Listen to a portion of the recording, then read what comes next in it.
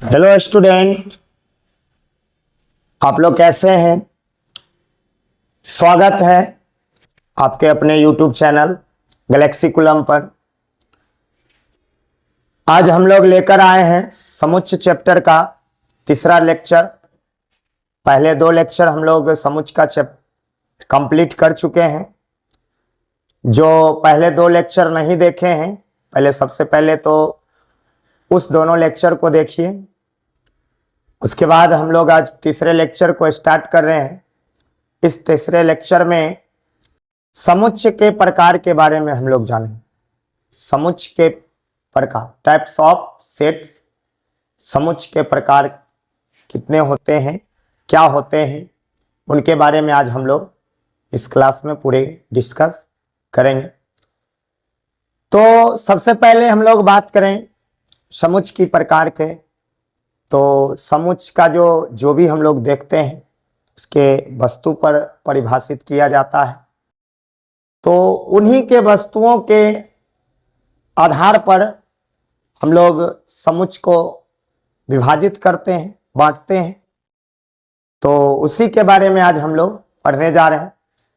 तो पढ़ते हैं समुच्च के बारे में प्रकार। समुच्च के प्रकार सबसे पहले देख लीजिए। तत्वों की संख्या के आधार पर, यानी समुच्च के जो अवयव हैं उसी के आधार पे हम लोग समुच्च को विभाजित करते हैं। तो समुच्च के तत्वों और उनके गुणों के आधार पर समुच्च कई प्रकार के होते हैं। उसमें आज हम लोग डिस्कस करने वाले हैं कुछ, जिसमें सबसे पहला जो समुच्च के प्रकार है रिक्त समुच्च। रिक्त समुच्च क्या होता है? रिक्त समुच्च के बारे में हम लोग सबसे पहले जानते हैं। रिक्त समुच्च हम लोग किसको कहते हैं?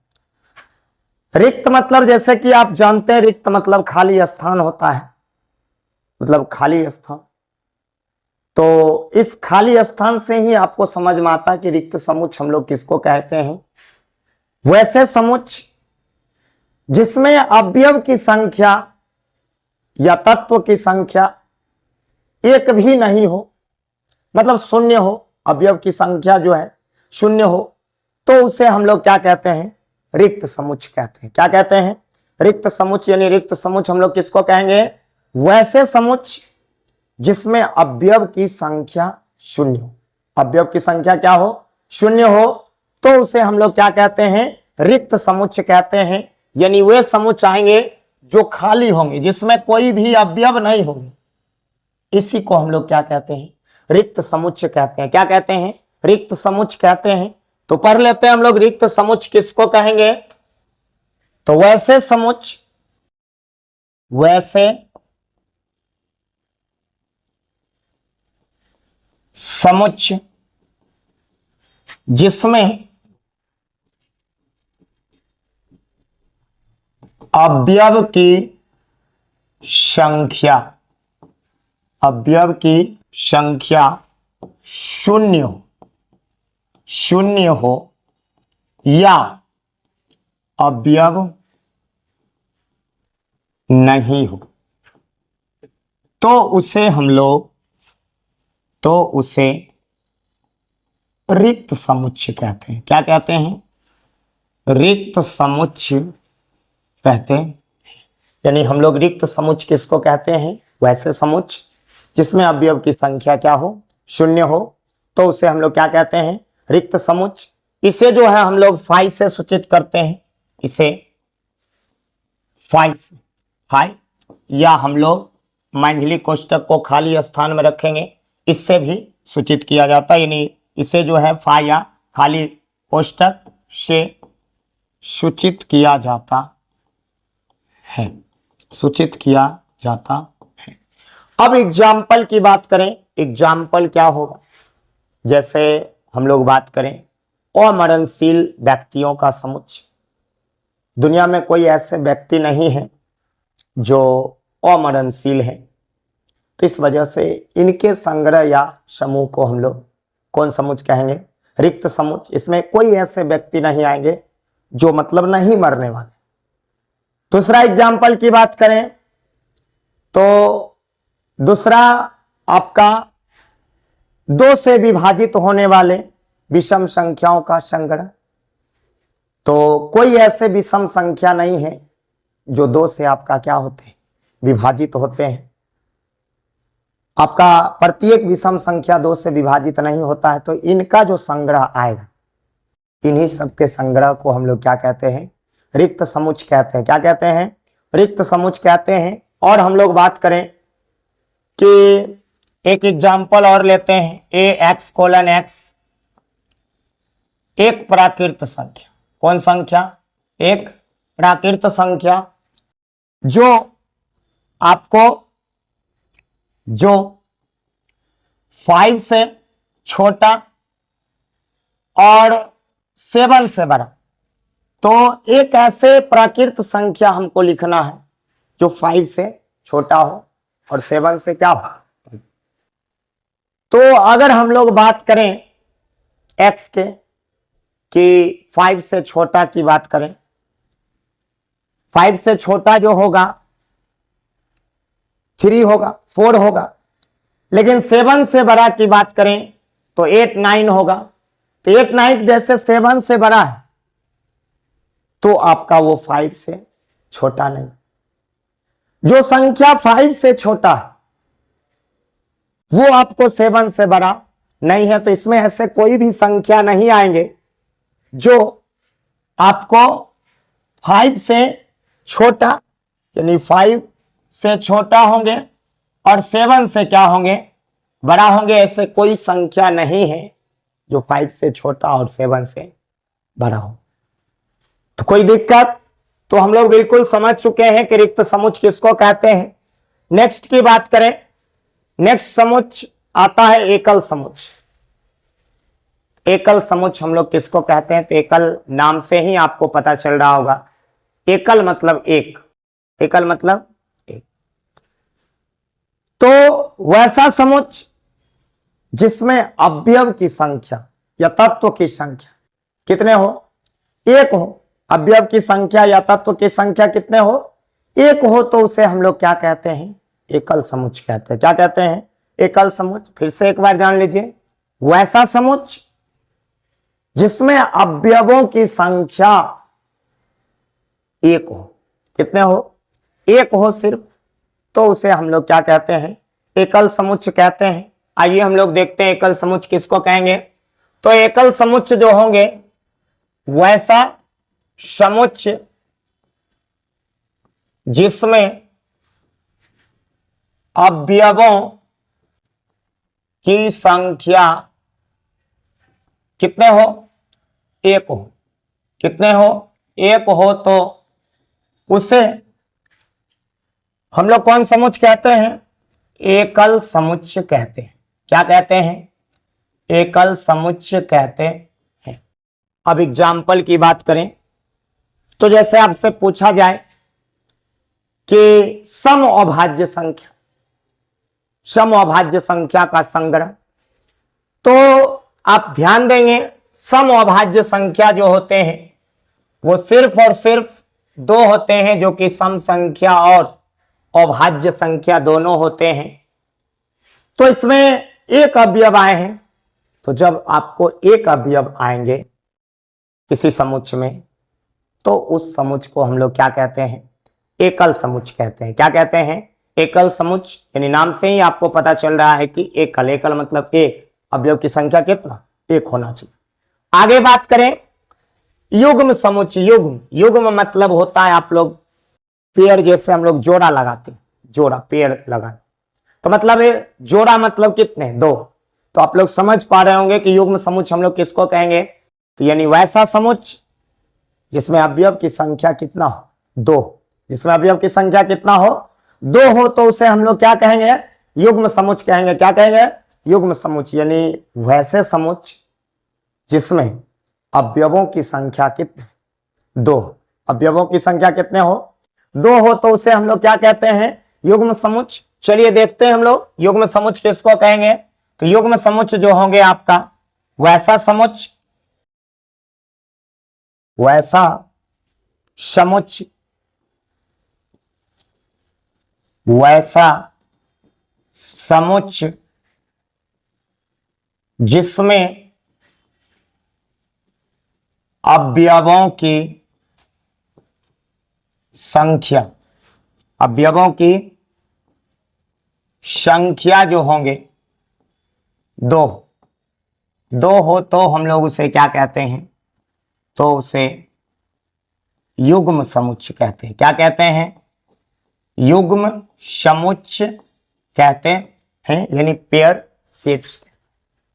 तो युग्म समुच्चय क्या होगा, आप लोग बिल्कुल जान चुके हैं। युग्म समुच्चय वैसा समुच्चय जिसमें अवयव की संख्या कितना हो, दो हो, तो उसे हम लोग क्या कहते हैं, युग्म समुच्चय। एग्जाम्पल की बात करें, एग्जाम्पल जैसे रख लीजिए x:x, एक प्राकृत संख्या, एक कौन संख्या, प्राकृत संख्या, जो 5 से जो है बड़ा है x, और आपका 8 से छोटा है। अब प्राकृत संख्या वो हमको लिखना है जो 5 से बड़ा और 7 से छोटा। तो 5 से बड़ा की बात करें तो आपका जो 5 से बड़ा होता है प्राकृत संख्या वो 6 और 7, 8 से छोटा तो मतलब 6 और 7। इसमें देख पा रहे हैं हम लोग अवयव की संख्या कितना है, 2। तो जिसमें अवयव की संख्या कितने हो, तो 2 हो, तो उसे हम लोग क्या कहते हैं, युग्म समुच्चय कहते हैं। क्या कहते हैं, युग्म समुच्चय। किन्हीं को कोई दिक्कत? आगे बढ़ते हैं। अगला जो टाइप आपको दिया गया है परिमित समुच्चय। क्या है? परिमित समुच्चय, फिनाइट। और परिमित समुच्चय क्या होता है इसके बारे में हम लोग जानते हैं। परिमित समुच्चय वे समुच्चय होते हैं जिनके अवयवों की संख्या को हम लोग गिन सकते हैं, जिनके अवयवों की संख्या को हम लोग क्या कर सकते हैं, गिन सकते हैं। जिसके अवयव अंत हो मतलब अनंत नहीं हो, उस समुच्चय को हम लोग क्या कहते हैं, परिमित समुच्चय कहते हैं। जैसे अंग्रेजी के लेटरों का समुच्चय, तो हम लोग बिल्कुल अंग्रेजी के लेटर को गिनते हैं और वो कितने होते हैं, 26 होते हैं, ए से लेकर के जेड तक। तो ये आपका परिमित समुच्चय है। किसको गिन नहीं सकते हैं, जैसे आपको प्राकृत संख्या, तो प्राकृत संख्या का हम लोग गिनती नहीं कर सकते, पूरे प्राकृत संख्या को गिनती नहीं कर सकते। इसका जो समुच्चय होंगे ये आपका परिमित नहीं होंगे। तो परिमित हम लोग किसको कहते हैं, जिसके अवयव की संख्या को हम लोग क्या कर सकते हैं, गिन सकते हैं, उसे हम लोग क्या कहते हैं, कौन समुच्चय, परिमित समुच्चय कहते हैं। तो यहां से हम लोग पढ़ेंगे किसको कहेंगे, तो वैसा समुच्चय जिसके अवयवों की संख्या,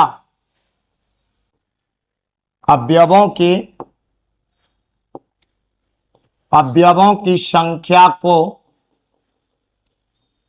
गिनती कर सकते हैं, तो उसे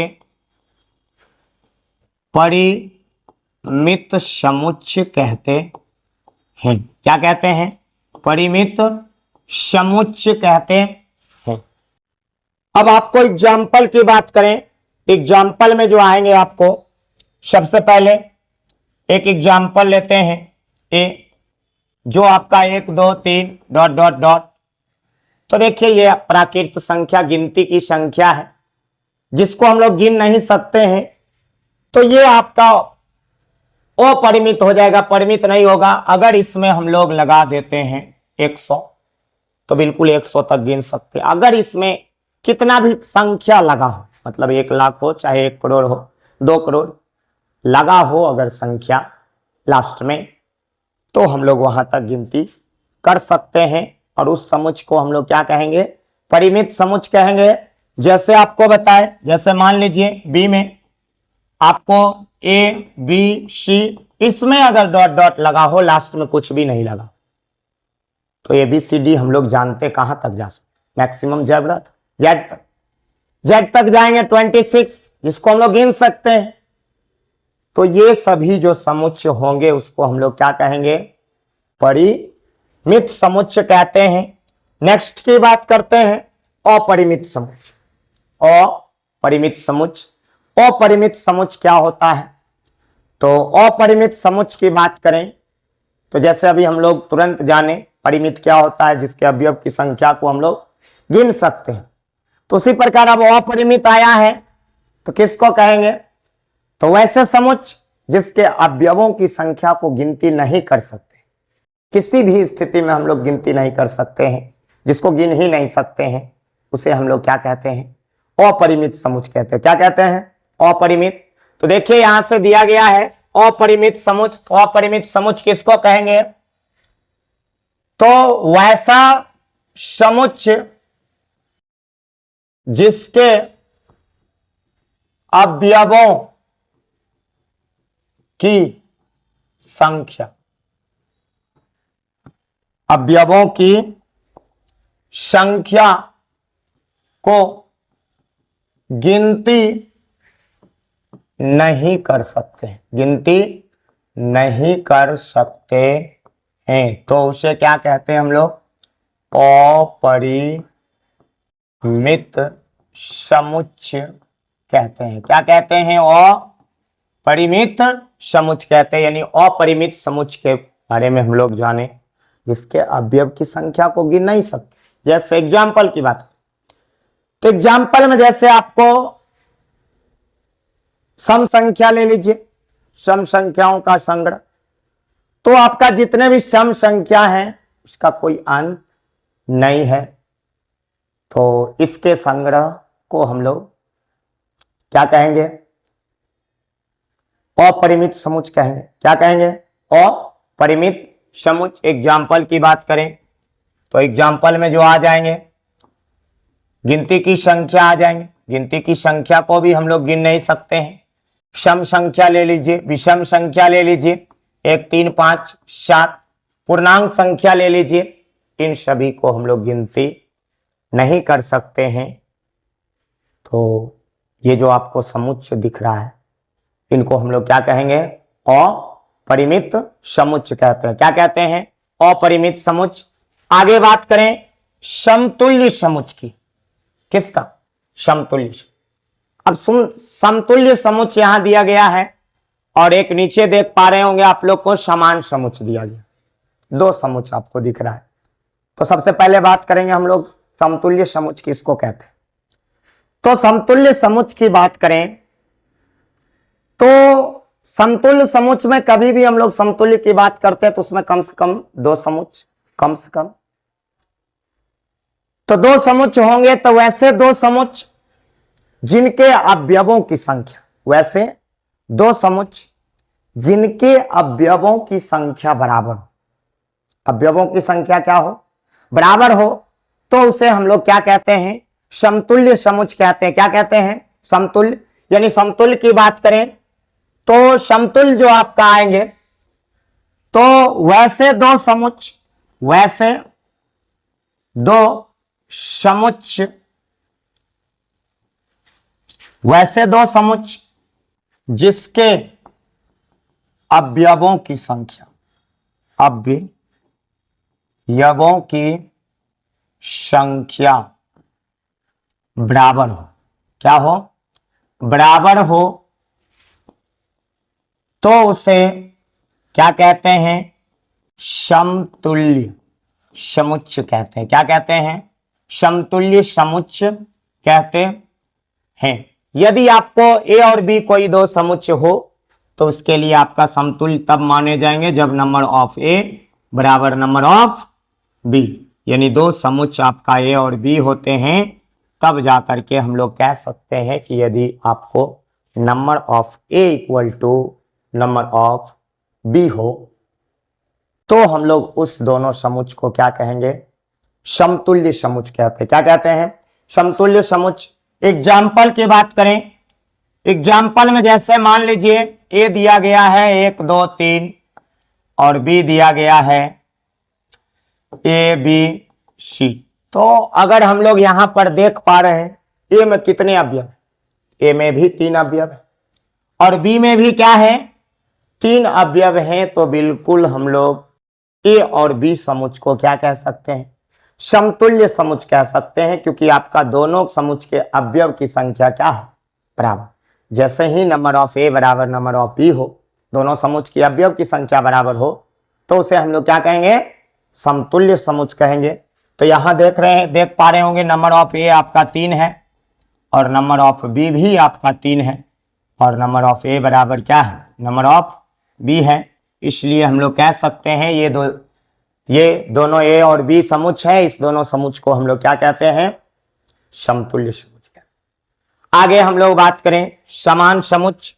अब समान समुच्च क्या होते हैं? समान समुच्च की बात करें तो आपका समान समुच्च क्या होगा, जिसको हम लोग बराबर समुच्च भी कहते हैं। तो समान और बराबर समुच्च क्या होता है? समान या उसको हम लोग बराबर समुच्च कहते हैं। तो वैसे दो समुच्च या दो से अधिक भी बोल सकते हैं। तो वैसे दो समुच्च जिसके अवयवों की संख्या और अवयव भी दोनों के दोनों क्या होना चाहिए? बराबर होना चाहिए। समान समुच्च या बराबर समुच्च हम लोग किसको कहेंगे? वैसे दो समुच्च जिनके अवयव और अवयव की संख्या दोनों बराबर हो, तो उसे हम लोग क्या कहते हैं? समान या बराबर समुच्च कहते हैं। आइए हम लोग देखते हैं यहां समतुल्य समुच्च आपका समान समुच्च किसे कहते हैं? तो वैसा दो समुच्च जिसके अवयवों की संख्या और अवयव भी बराबर हो, तो उसे हम लोग क्या कहते हैं? उस दोनों समुच्च को, तो उस दोनों समुच्च को समान समुच्च या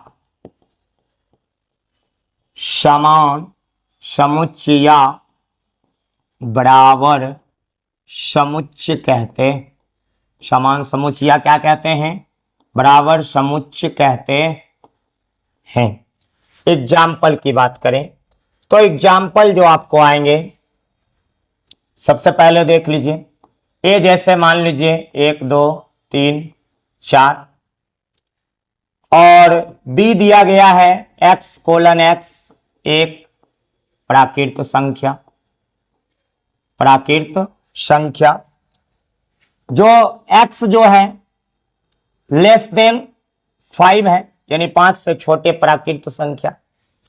तो 5 से छोटे प्राकृत संख्या की बात करें तो वो आपको आएंगे 1 2 3 4। अभी हम लोग देख पा रहे हैं कि इसमें 4 अवयव हैं और इसमें भी 4 अवयव, और इसमें जो अवयव है इसमें भी वही अवयव। तो जब आपको अवयव की संख्या और अवयव दोनों बराबर, तब जाकर के हम लोग उस दोनों समुच्च को क्या कहते हैं? समान या बराबर समुच्च कहते हैं। क्या कहते हैं? समान या बराबर। तो इसको हम लोग लिख सकते हैं ए बराबर बी, यानी दोनों आपका जो समुच्च होगा वो समान होगा या बराबर समुच्च होगा। किन्हीं को कोई दिक्कत? तो आज का क्लास हम लोग पूरे समुच्च के प्रकार के बारे में पढ़े। इसका नेक्स्ट पार्ट में जो है हम लोग इस समुच्च के प्रकार पर हम लोग क्वेश्चन प्रैक्टिस करेंगे। और आप लोग डेली जुड़िए गैलेक्सी कुलम से। आपको 11th और 12th क्लास के सभी विषयों का इस चैनल पे लेक्चर मिलेगा और आसान शब्दों में लेक्चर मिलेगा। तो आप डेली अगर देखते हैं तो आपको और कोचिंग करने की जरूरत नहीं पड़ेगा। Thank you.